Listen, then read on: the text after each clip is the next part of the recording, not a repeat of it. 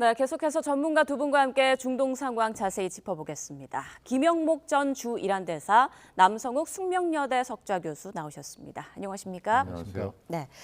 자, 지금 미국과 이란 분위기가 좋지 않습니다. 이란이 미국 측의 종전안에 대한 답변을 전달한 것으로 알려진 뒤 트럼프 대통령의 입장이 나왔는데요. 답변이 마음에 들지 않는다, 완전히 받아들일 수 없다라고 대문자로 강조해서 SNS에 올렸더라고요. 이란 측에서 어떤 답변을 내놓은 걸까요? 아마 이란 측은 지난번에 냈던 입장하고 크게 다르지 않았을 것 같습니다. 네. 월스트리트저널이 약간 좀 핵농축 문제에 대해서 이란이 좀 약간 타협적인 안을 보냈다고 하지만 기본적으로 이란은 지금은 우선 양측이 적대 행위를 그만두고 그리고 천천히 다른 문제는 논의하자 이런 입장이거든요. 예. 그러니까 이란은 먼저 휴전을 제대로 하고 그다음에 다른 문제를 얘기하자 이런 입장인데 비해서 미국은 처음부터 이란 핵 문제를 갖고 핵 안 하겠다는 서약을 완전히 100% 이상 하고 들어와라 이거기 때문에 이란은 거기에 대해서 답을 안 했을 거라고 봅니다. 예, 트럼프 대통령은 이란이 47년 동안 미국과 전 세계를 갖고 놀았다면서 미룬다 이런 글도 올렸는데요.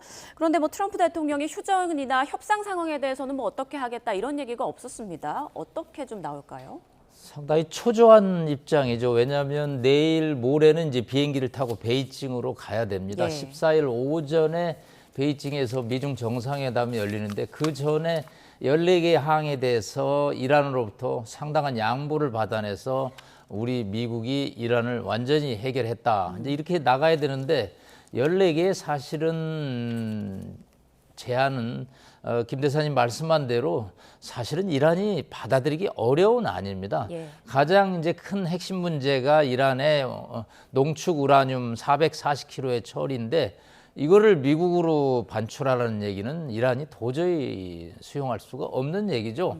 어제 푸틴 대통령이 갑자기 나타나서 모스크바로 가져오기로 했는데 트럼프 대통령이 반대했다라는 얘기를 할 정도로 이 문제가 이란과 미국의 핵심 문제인데 여기서부터 접점을 찾을 수가 없기 때문에 영어로 대문자로 totally unacceptable이라는 도저히 받아들일 수 없다라는 강한 어조를 얘기를 했기 때문에 이 당초에 이걸 제안하고 이걸 수용하고 이런 시나리오를 기대하는 자체가 예. 무리였다라고 볼 수 있겠습니다. 네, 이란 측은 트럼프의 반응은 전혀 중요하지 않다. 이란에선 누구도 트럼프를 만족시키기 위한 협상안을 만들지 않는다. 이렇게 밝히기도 했습니다. 지금 이란 내에서는 초강경파가 협상에 좀 반대하고 있는 그런 상황인 걸까요? 글쎄요, 저는 미국 언론이 특히 자꾸 이제 트럼프 대통령 그쪽으로 유도하는 것 같아요. 강경파, 초강경파 이런 용어들이 예. 저는 맞지 않는다고 생각합니다. 왜냐하면 이란의 지도부 자체가 그런 성격입니다, 원래. 그러니까 이란의 지도부가 없어지지 않는 한 그걸 자꾸 현실파다, 협상파다, 강경파다, 초강경파다 하는 게 의미가 없고요. 전부 신정체제잖아요. 그리고 최고 지도자는 그냥 하늘과 같은 메시지를 내린다고 생각하고 무조건 충성하는 체제거든요. 예. 그러니까 그거를 갖고 무슨 강경파, 초강경파 저는 의미가 없다고 봅니다. 동시에 이란군에서는 호르무즈 해협에 잠수함을 투입하겠다고 밝히는 등 지금 호르무즈 해협 부근의 긴장감도 높이고 있는 그런 상황인데 그렇습니다. 앞으로 무력 행사에 나설 가능성에 대해서는 어떻게 보세요? 미국이 공격을 하면 이제 우리는 새로운 방식으로 대응하겠다 그랬지 않습니까? 아마도 그 잠수함을 동원한 건 이제 해저 작전을 하겠다는 그 의사 표시로 보입니다.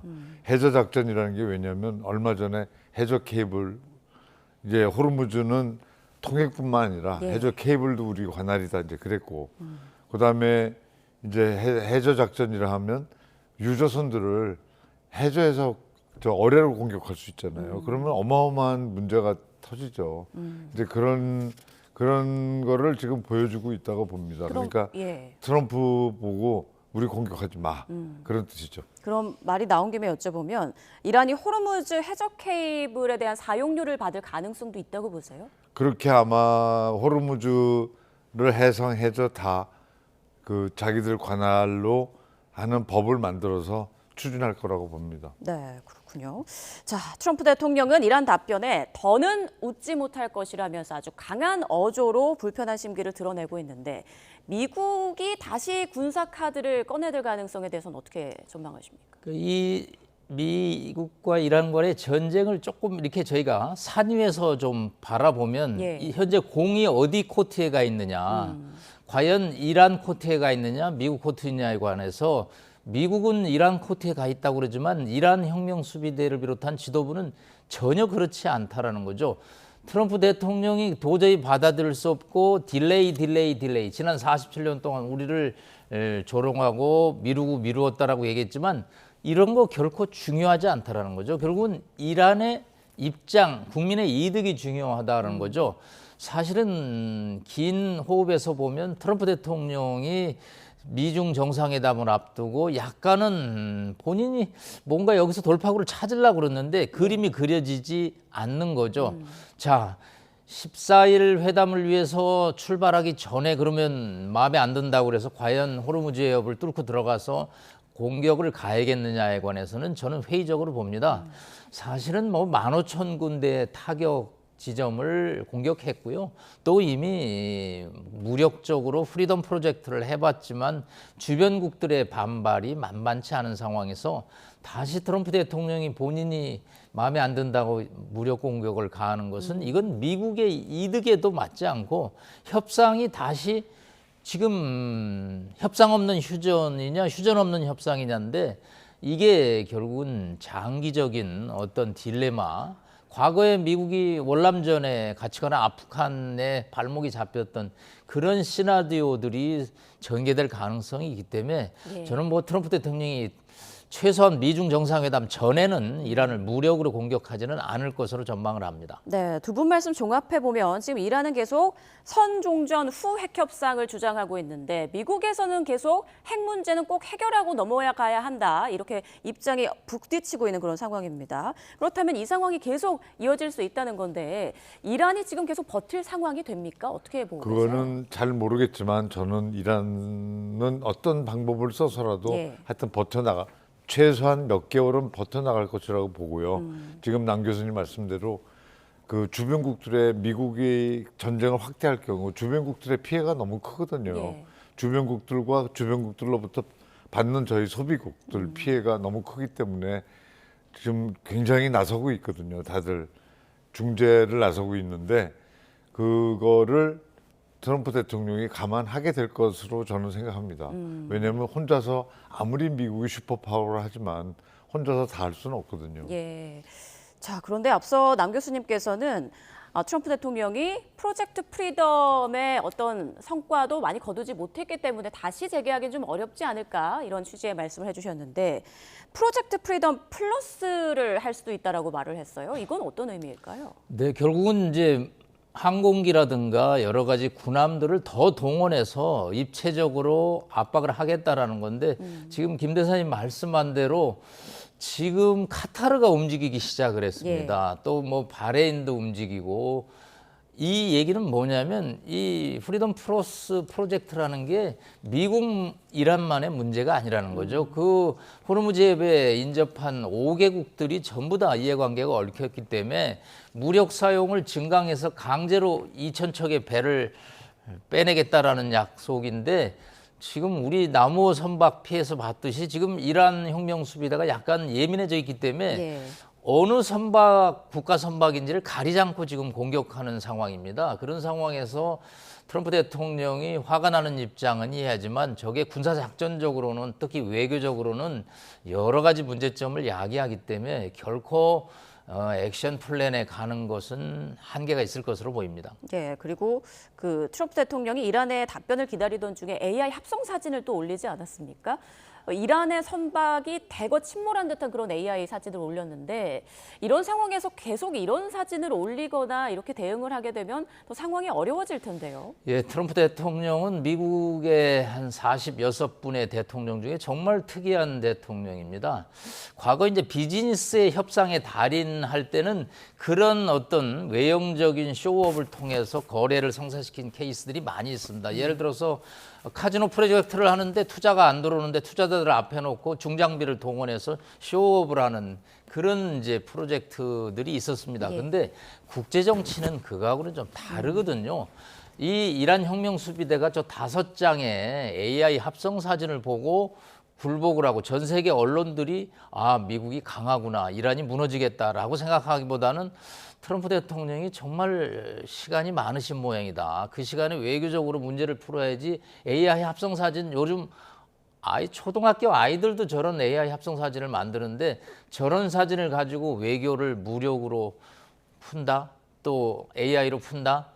그거는 조금 비현실적인 얘기라고 볼 수 있겠습니다. 네, 앞서 두 분이 지금 이란 전쟁 상황에서 주변국들이 움직이고 있다라는 말씀해 주셨는데 카타르 총리가 바쁘게 움직이고 있더라고요. 카타르가 이란과의 관계가 좀 어떤 건가요? 그 카타르는 원래 그 미국 하고도 서방하고도 아예 좋은 관계를 유지했죠. 카타르에 미 함대가 있지 않습니까? 군사기지가 있고. 예. 그러면서 동시에 이란과 하마스와도 그 관계를 갖고 있었습니다. 그러니까 양다리 작전이죠.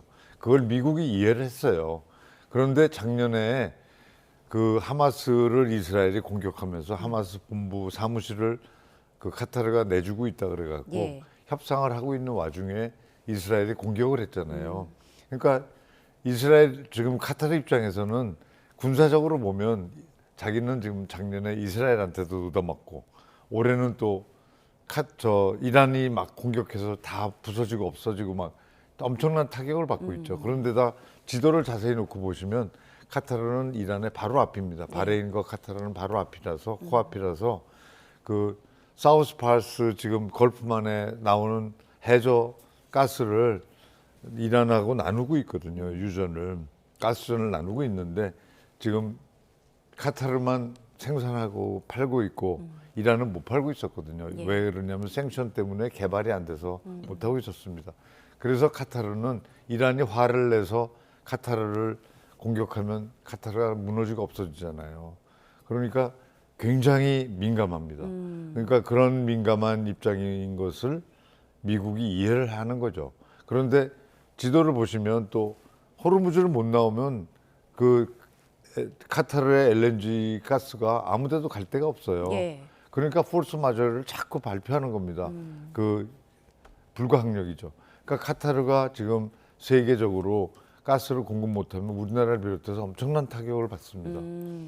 그런 카타르도 배경이 이제 없어지게 되고 예. 그러니까 카타르는 이제 좀 평화를 만들자고 아주 애걸복걸하는 거죠 지금. 그럼 이번에 카타르가 어떤 중재적으로 핵심 역할을 할 수 있을까요? 그러니까 카타르가 사실은 이란하고 소통하는 게 백채널이 있어요. 예.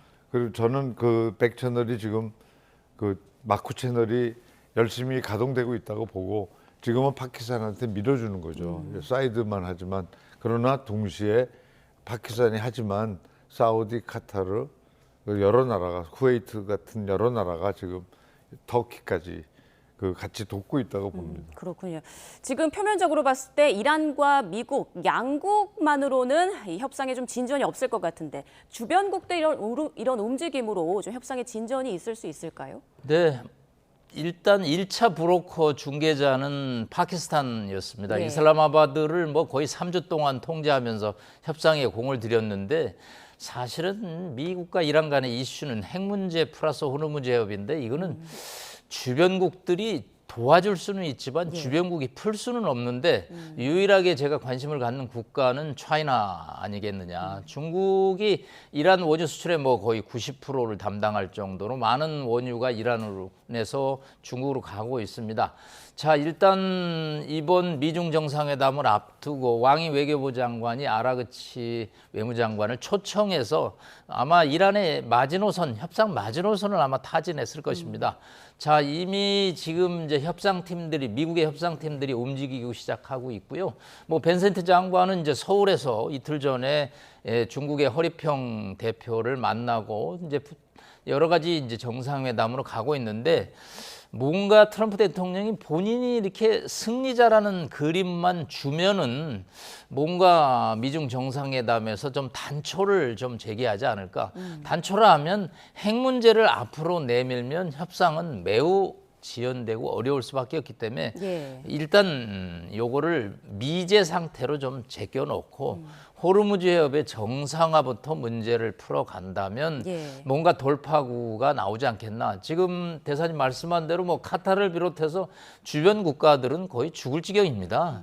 호르무즈 해협을 두고 국가를 경영하는 국가들인데 호르무즈 해협이 막힌 이상 그들이 국가를 운영하는데 상당한 타격이 있는데 뭐 카타르는 이제 의견을 냈고 이 문제에서 트럼프를 그나마 설득할 수 있는 사람은 결국은 시진핑 주석이 아니겠냐. 그래서 저는 이번 주 결국은 수목금 이 이틀에 걸친 미중 정상회담이 이란 전쟁의 또 하나의 분수령이 되지 않겠나 보고 있습니다. 네, 김 대사님께서도 이번 미중 정상회담에서 뭔가 좀 풀릴 것이다 이렇게 전망하십니까? 네, 풀릴 그 가능성이 매우 있죠. 왜냐하면 중국의 입장이 매우 중요하니까요. 중국은 카타르 같은 나라들, 사우디하고도 굉장히 밀접한 관계고, 그리고 중동에 석유를 가져와야 중국의 어마어마한 산업과 인구가 그 보존이 됩니다. 그래서 중국은 오랫동안 이란에 그 공을 들여왔죠. 당연합니다. 중국 입장에서는 이란의 에너지도 가져와야 되고, 파키스탄, 인도 파키스탄 회랑을 통해서 그다음에 이란에 또 진출을 하는 겁니다. 육상으로 동북쪽으로 육상으로 진출하고 또 동시에 이란을 이용해서 저 동북까지 연결하는 그 1대1로를 하는 거죠. 예. 그래서 이란으로부터 남쪽 해상으로는 이제 원유하고 가스를 가져오고 북쪽에서는 또 보충적으로 이제 통로를 만들고 이렇게 해서 누이 좋고 매부 좋고 중국으로서는 에너지를 확보하고 이란으로서는 개발이 되고 이런 둘이 굉장히 밀접한 관계를 하다가 지금은 이제 군사 외교 안보적으로도 같이 반미주의에 완전히 서 있는 그런 지금 입장이 됐죠. 네. 자, 지금 백악관 발표에 따르면 트럼프 대통령 13일 밤에 베이징에 도착해서 14일 오전에 이제 정상회담을 진행할 예정이다라고 밝혔는데, 그런데 지금 회담에 앞서서 약간의 좀 신경전이 있는 것 같더라고요. 이 부분에 대해서도 좀 설명을 해주시죠. 네, 뭐 문제가 하나도 쉬운 게 없습니다. 지금 뭐 외신에서는 미국의 입장은 5B라고 그럽니다. B는 뭐냐면 보잉, 그 다음에 비프, 빈, 그 다음에 보드, 위원회. 그런 단어를 쓰고 있고요. 예. 이쪽은 이제 3T라고 그럽니다. 뭐 타이완 문제부터 테리프 관세, 예. 이 문제가 접점을 찾는 것은 정말 1박 2일 회담으로 쉽지는 않죠. 다 각자 트럼프 대통령 입장에서는 내가 베이징 가서 비프, 콩 다 팔고 다 보잉 비행기까지 다 팔았다. 그리고 무역위원회 2개 구성해서 앞으로 미중 무역 적자 3천억이 줄어가겠다라고 그러지만 시진핑의 생각은 그게 아니군요. 1차적으로 반도체라든가 타이완 문제 이런 문제에 관해서 중국의 입장이 매우 중요하다. 특히 타이완 문제에 관해서 그동안에 타이완의 독립에 대해서 미국이 not support, 지지하지 않는다라는 정도 영어로 완곡한 표현인데 이제는 반대한다, oppose라는 단어를 쓸 것으로 중국이 유도를 하고 있다는 겁니다. 그렇기 때문에 신경전이 보통이죠. 결국은 양측의 5B와 3T를 어떻게 교환하느냐 문제이기 때문에 뭐 이란 문제는 사실은 그게 잘 해결되면 따라서 해결되고 예. 여기서 접점을 찾지 못하면 이란 문제도 조금 뒤로 밀리지 않을까는 조심스러운 관측을 해봅니다. 네, 협상이 좀 잘 이루어졌으면 좋겠는데요.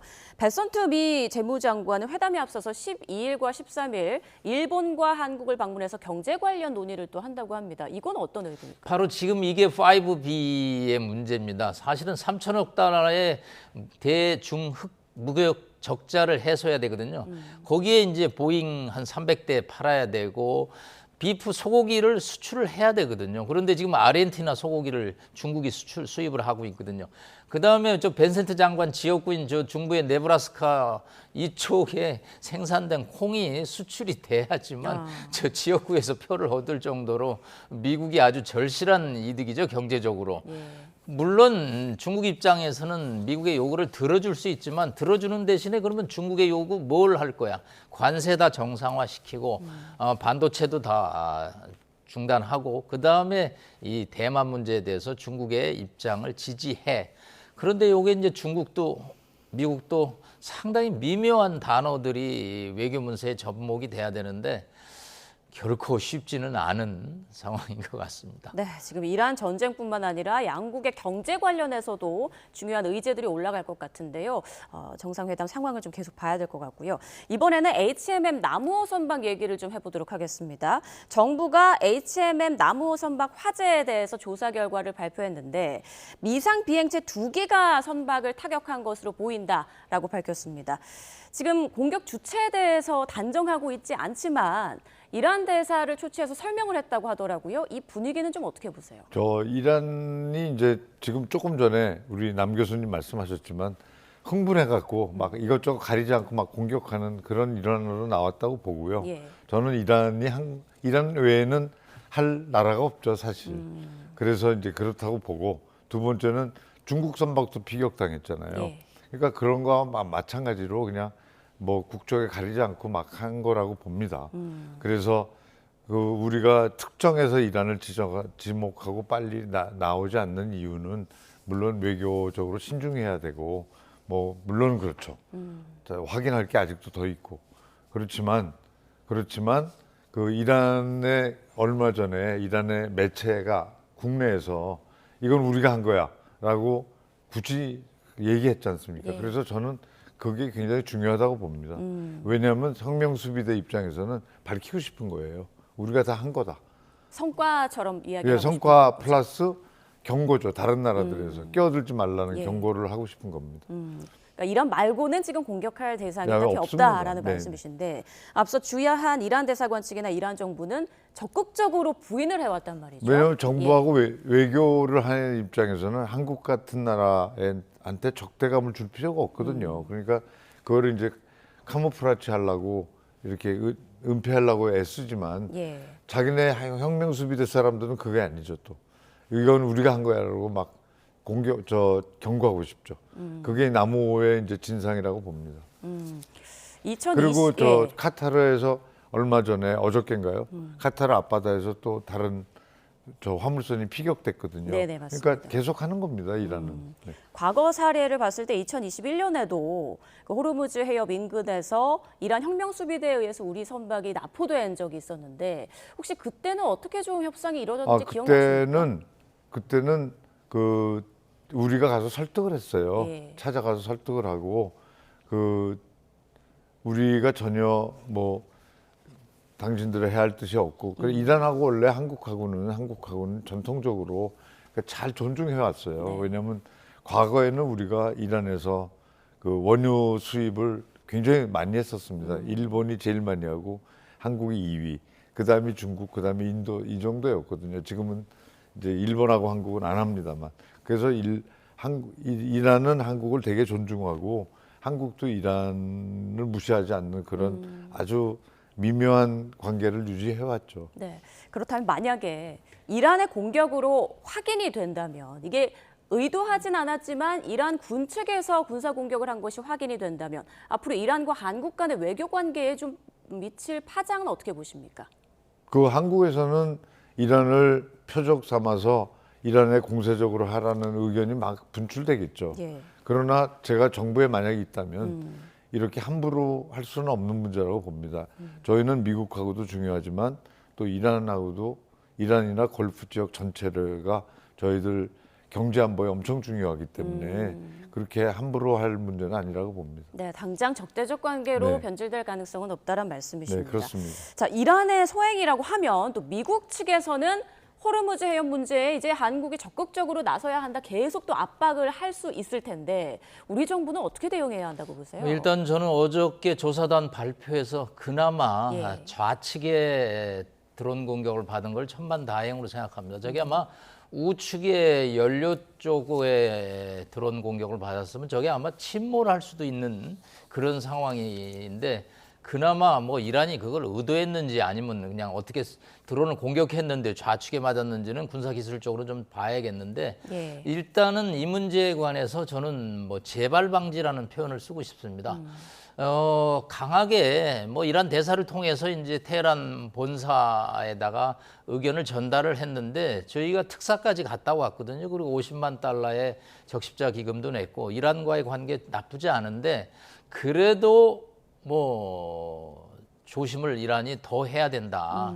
그리고 이런 사태가 재발되면 우리도 미국 입장에 동조할 수밖에 없다. 물론 당장 뭐 군사작전에 참여하는 것은 아니지만 이렇게 되면 한국 국민들의 여론에 한국 정부도 따라갈 수밖에 없다. 그러니까 향후에 유사 사태의 재발은 절대 방지해야 된다. 그리고 뭐 미국 트럼프 대통령의 요청을 저는 뭐 지금 수용할 단계는 전혀 아니고요. 다만 이란을 향해서 우리 정부에 대해서 지금 26척이 아직 갇혀 있기 때문에 예. 유사 사태가 재발되는 것을 막는데 최대한 외교적인 노력을 해야 된다고 봅니다. 네. 자, 트럼프 대통령은 미중 정상회담 전에 양측의 좀 상황이 나아지지 않을까라고 예상을 했는데 그거는 좀 불가능한 상황이 된 것 같고 종전 협상 앞으로 좀 어떻게 시나리오를 생각하고 계세요? 그 종전협상이라는 단어를 저는 별로 인정하지 않습니다. 예. 개인적으로. 개인적인 의견입니다. 왜냐하면 종전이라는 거는 모든 게 완벽하게 다 끝나서 평화협정까지 가는 게 종전이잖아요. 이거는 적대 행위를 중단하는 거니까 휴전이나 정전이 맞지. 이제 그런데 그건 그렇고요. 그래서 그러니까 종전이라 하면 사람들이 뭐를 생각하냐면 완전히 이제 평화가 오나 보다. 근데 그런 건 오지 않습니다. 네.